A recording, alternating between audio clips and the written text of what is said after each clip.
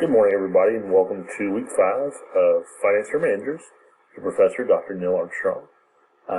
In week 5, we're going to be talking about capital budgeting. And it's going to be one of those things where we start talking about the payback rule and some of the shortcomings of things that come on in this as well.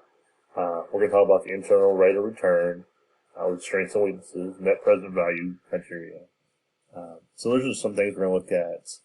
I'm going to definitely add in some YouTube videos so they can definitely help out kind of some of these concepts, because I know they probably aren't concrete after reading the textbook.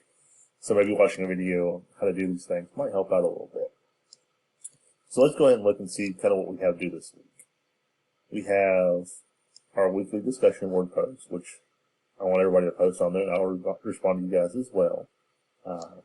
Get that discussion board post about the companies.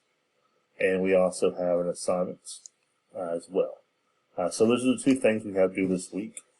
Look forward to working with you this week. If you have any questions, need anything from me, feel free to reach out. Thanks, and have a great day.